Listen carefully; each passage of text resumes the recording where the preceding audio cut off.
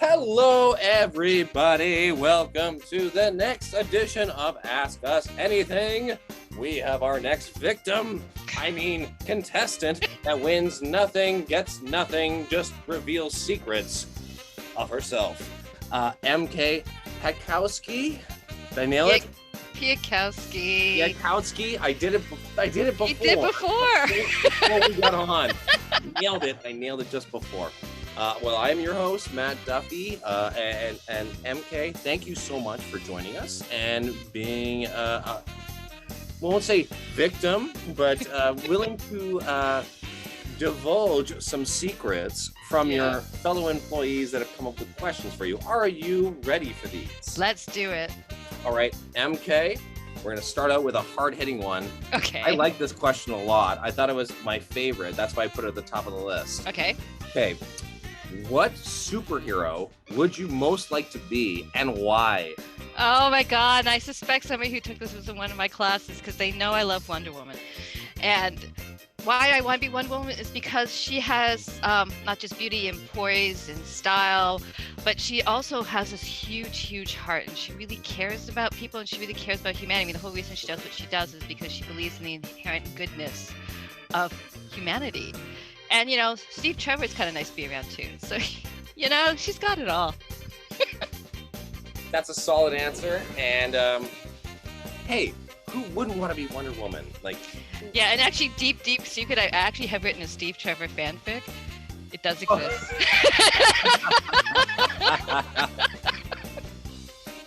Okay, so that was great. So I have a great follow-up question to that one. All right. Which superhero would you never want to be and why? Oh, people are going to love this one. People who've been in my class when I was 2, Batman.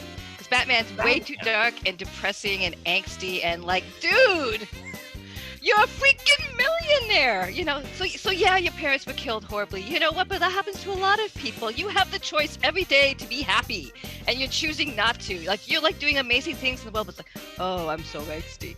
No, give me back. See, 60s Batman. I love 60s Batman because he actually has fun with the thing, right? It's like, I'm a millionaire, and then, yeah, exactly. I'm a millionaire, and at the end of night, you know, I go out and I get these criminals, and, you know, I'm living a good life. That's Batman to me. Not this Frank Miller dark, like, oh, I'm so angsty. Oh my God, my parents died. Please. Oh, you know what? I can't argue with it. It's like every time you hear the newer version, I'm Batman. It's like, look, exactly. Why are you so aggressive? Why are you so depressed all the time? You have all the money, you have all the things, you have all the gadgets. You feel me, Matt? Yes. Oh, I totally feel you.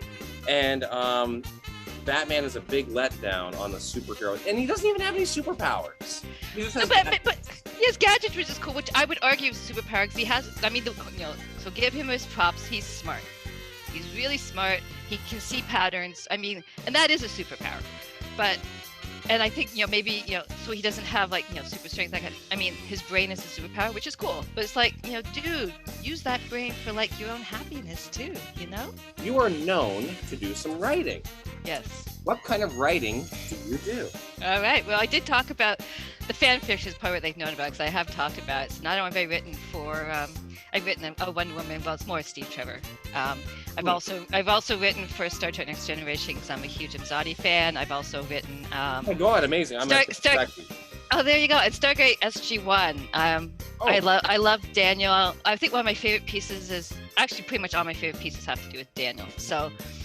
I actually just subscribed to the companion podcast last night so I can listen to Michael Shanks talk about being Daniel. I mean, that's a bit of an obsession with me. So I do write that, but then I also, for many years, I had a regular blog, and I still occasionally do blog writing. So that's under my company. I don't know if I can talk about my own side projects here or not. Okay, so I have a blog.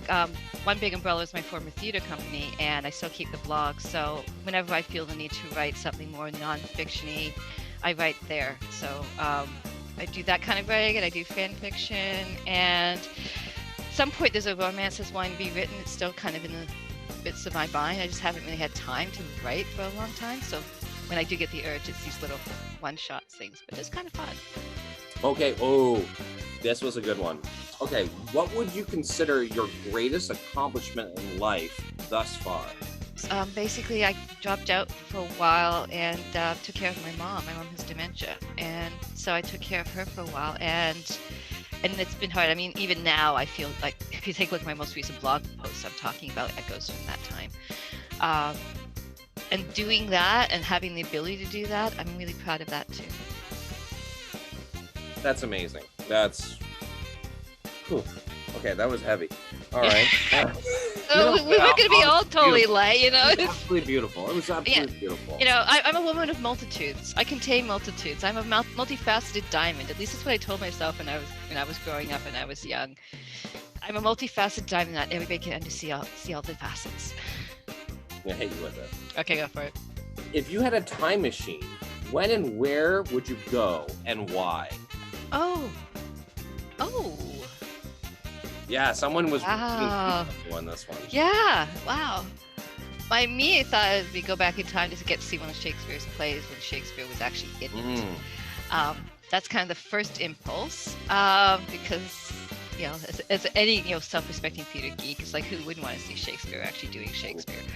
But there's other periods that would also be really fascinating. I mean, actually maybe going back to that time might be good, because then I'd also love to meet Queen Elizabeth I, because like she's just an amazing. So yeah, as I'm thinking about probably, I mean, there's definitely drawbacks to going back to Tudor England. I mean, sanitation for starters, what they ate, but it might be worth it if I could get, hang out for a little bit and then go back. I mean, I think there's a Doctor Who episode around that, isn't there? What is a skill you don't have but really wish you did? Oh, I need to learn to drive. You don't know how to drive? I don't know how to drive. I do not know how to drive. I grew up in Toronto where I didn't need to drive, and then we moved out to Brampton, and I didn't have the money to learn how to drive because I'm the oldest of 5.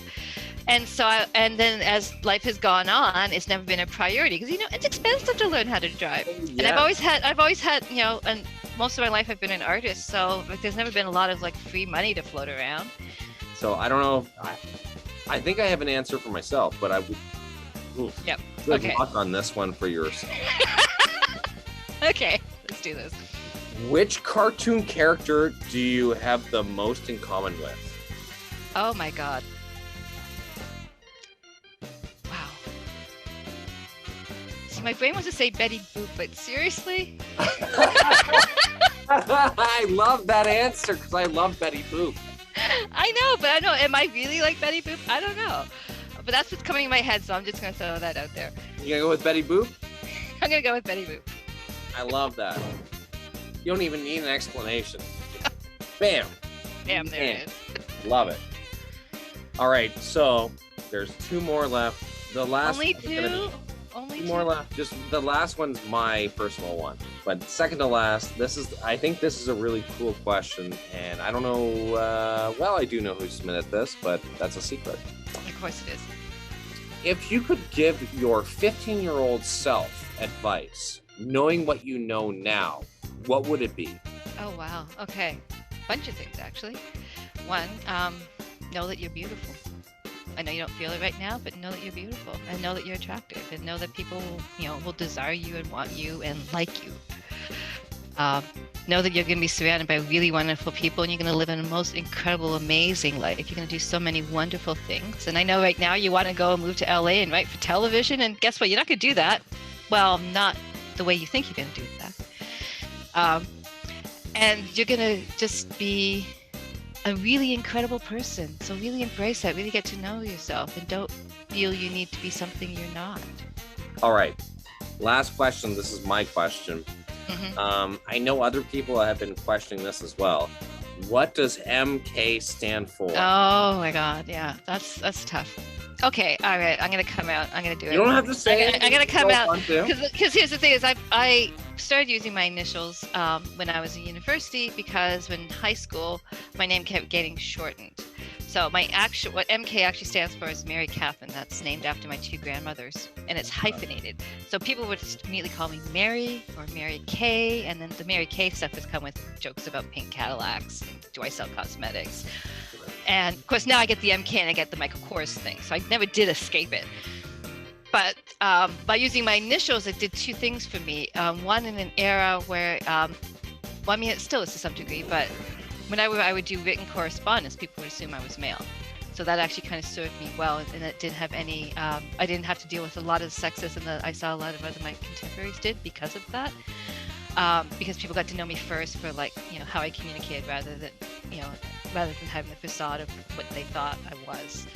And the other thing was that when I started doing theater, and one thing we didn't really touch upon is the fact that I was a theater professional for many years. People would go, "You're the one with the initials, right?" There's actually a few of us in the business that have our initials, but it made people stand out. They may not exactly. I still get MJ a lot. Yeah. But people remember the initials, and so it's actually really served me well on a professional level to use my initials. So, but recently I've been kind of moving towards this. You know, I kind of want to reclaim the Mary Catherine to some degree. I am flabbergasted. I have no words to explain how interesting of a person you are. Now you know why everybody wanted me to do this, right? Yes, now it makes sense. It all makes sense. Mine blown. The other thing about being a trainer, I just gotta hop on the soapbox, is the wonderful thing about it is that I interact with so many people in this company, and in particular, I'm even unusual among trainers because I'm one of the few trainers that does multiple programs. So I've worked for 5 different clients, and I'm on my 8th program right now, so I get to see a bunch of people. And so that's kind of nice in a way. I think more than any other position, being a trainer, you get to interact with more people and they get to know you. So trainers in some way are kind of the rock stars of S&P as far as I'm concerned. We have to, we have to prepare you to do the job. And we also, and every trainer I know, and is amazing because we all care. We all care about the people we have in the room, and we want you to succeed. And not just in this job, we want you to be happy. And so that's, to me, that's why being a trainer is a great job. There you go. There's the job. What's what I was looking for? The pitch for the job? There it is. Yeah, no. Snip, snip, snip, snip, snip. I'm going to totally take that and just, that. I know. Exploit the hell out of it. Exactly. I would be honest. Let's be honest. I know. I mean, that's part of the reason I'm doing this too, right? So yeah, exactly. Please, everybody, look at the links below. That's her links. Click on them. Subscribe. Do whatever you have to do. Follow her. She is amazing. She's talented. Did she not wow you with her presence today? I think so. Did for me. So please, everybody, God bless and happy Pride. Yes. Happy life. Happy summer. And let's get back to normal. Hot back summer. You heard that phrase? Hot back summer. Yeah. Nailed it. All right, cool. Thank you again so very much. You're very welcome.